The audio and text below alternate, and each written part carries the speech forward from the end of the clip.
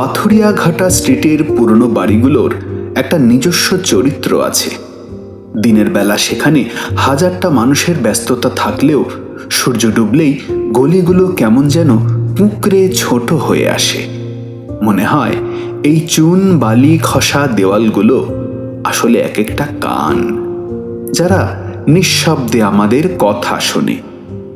অনির্বাণ পেশায় একজন sound engineer. ওর নেশা হলো অ্যাম্বিয়েন্ট নয়েজ রেকর্ড করা। মাঝরাতে জনশূন্য কলকাতার নিস্তব্ধতাকে যখন রেকর্ডারে বন্দি করে ও, তখন নাকি সেই শব্দের ভেতর দিয়ে শহরের আসল আত্মাটা খুঁজে পাওয়া যায়। অন্তত অনির্বাণ সেটাই বিশ্বাস করে। সেদিন রাত 1টা নাগাদ অনির্বাণ একা একাই ডালহৌসি চত্বর ধরে হাঁটছিল। পিঠে ল্যাপটপ ব্যাগ আর হাতে দামি নয়েজ ক্যান্সেলিং মাইক্রোফোন। গন্তব্য ছিল একটা পুরনো পরিত্যক্ত ডাকঘর, যেটাকে নিয়ে পাড়ায় অনেক গল্প আছে। লোকে বলে ওখানে আজও নাকি ডাক হরকরার খরম পরে হাঁটার শব্দ পাওয়া যায়। অনির্বাণ যখন সেই ধ্বংসস্তূপের মতো বাড়িটার সামনে দাঁড়ালো, চারপাশটা একেবারে মৃত। সে তার হাই ফ্রিকোয়েন্সি হেডফোনটা কানে লাগিয়ে মাইক্রোফোনটা অন করল। প্রথম কয়েক সেকেন্ড শুধু বাতাসের শোঁ শোঁ শব্দ। তারপরই শব্দটা শুরু হলো, খস খস খস খস। মনে তো হচ্ছে কেউ কাগজের ওপর পুরনো কলম দিয়ে কিছু লিখছে। অনির্বাণ অবাক হলো, এই ঘরে তো কেউ থাকার কথা নয়। সে ভেতরে ঢুকল। টর্চের আলোয় দেখল ধুলোর পাহাড় আর উইপোকা খাওয়া কাঠের আলমারি। হঠাৎ হেডফোনের ভেতর দিয়ে একটা গলার স্বর ভেসে এলো, খুব ধীর কিন্তু হার হিম করা। আমার চিঠিটা কি আজ পৌঁছাবে? অনির্বাণ চমকে মাইক্রোফোনটা সরালো। ঘরে কেউ নেই, অথচ কানে তখনও শব্দটা বাজছে। সে বুঝতে পারল শব্দটা মাইক্রোফোন দিয়ে আসছে না, সরাসরি ওর মগজের ভেতর কেউ পৌঁছে দিচ্ছে। ও তাড়াহুড়ো করে রেকর্ডার চেক করতে গিয়ে দেখল স্ক্রিনে একটা অদ্ভুত গ্রাফ ফুটে উঠেছে। শব্দের ওয়েভগুলো যেন একটা মানুষের মুখের আকৃতি নিচ্ছে। সে পালানোর পথ খুঁজছে, তখনই দেখল ঘরের মেঝেতে একটা নীলচে কুয়াশা দানা বাঁধছে। ধীরে ধীরে সেই কুয়াশা থেকে একটা জগৎ স্পষ্ট হতে শুরু করলো। এটা প্রেতের দুনিয়া, কিন্তু কোনো সিনেমা বা গল্পের মতো ভয়ঙ্কর নয়। জায়গাটা হুবহু এই শহরের মতোই, কিন্তু সেখানে কোনো রং নেই। সবকিছু ছাইয়ের মতো ধূসর। অনির্বাণ দেখল তার চারপাশে অগুন্তি মানুষ, কেউ পুরনো আমলের পোশাক পরা, কেউ আধুনিক, কিন্তু সবার চোখে একটা শূন্যতা। তারা হাঁটছে, কথা বলছে, কিন্তু কোনো শব্দ নেই। তারা যেন একটা অনন্তকালের প্রতীক্ষায় বসে আছে। হঠাৎ একটা ঠান্ডা হাত অনির্বাণের ঘাড় স্পর্শ করল।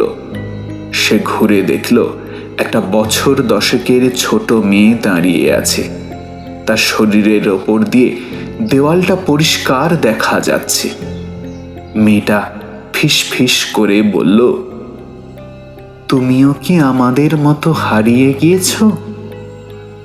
তোমার হার্টবিটটা বড্ড জোরে বাজছে, ওটা বন্ধ করো, এখানে কেউ শব্দ করে না। অনির্বাণ বুঝতে পারল ও ভুল করে এমন একটা ফ্রিকোয়েন্সিতে পৌঁছে গেছে যেখানে জীবিত আর মৃতদের পৃথিবী মিলে মিশে এক হয়ে যায়। একেই হয়তো বলে প্রেত লোক। ওখান থেকে বেরোনোর জন্য ও অন্ধের মতো দৌড়াতে শুরু করলো, কিন্তু গলিটা ফুরোচ্ছে না।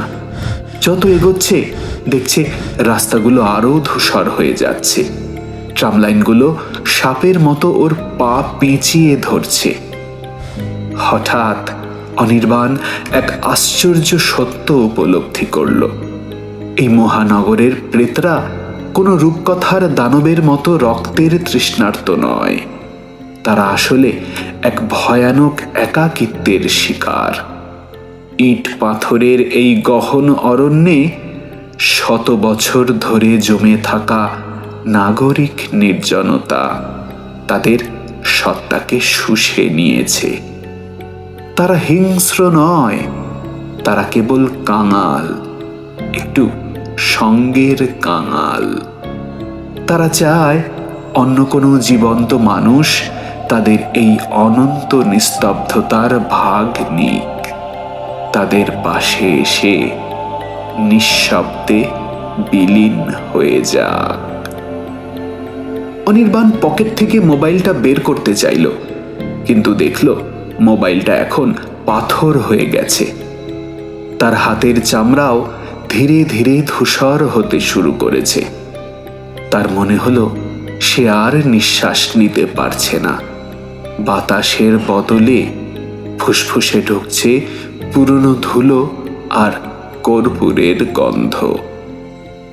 শেষ মুহূর্তের মরিয়া চেষ্টায় অনির্বাণ তার হেডফোনটা টেনে খুলে ফেলল, আর সঙ্গে সঙ্গেই এক তীব্র ঝনঝন শব্দে তার কানের তালা লেগে গেল।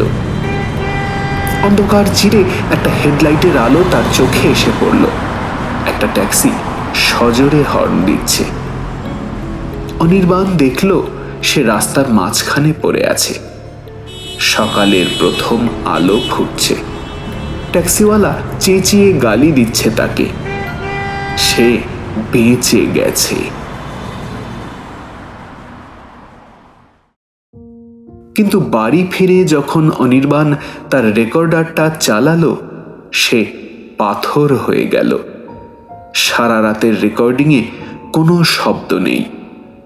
পুরো 5 ঘন্টা শুধু একটা মানুষের বুক ফাটা কান্নার শব্দ রেকর্ড হয়েছে। আর একদম শেষে খুব অস্পষ্টভাবে তার নিজের গলায় একটা কথা রেকর্ড হয়ে আছে, আমি কি ফিরে আসতে পারবো? অনির্বাণ আয়নায় নিজের দিকে তাকালো। তার চোখের মণি দুটোর রং আজ কালো নয়, একদম ফ্যাকাশে ধূসর।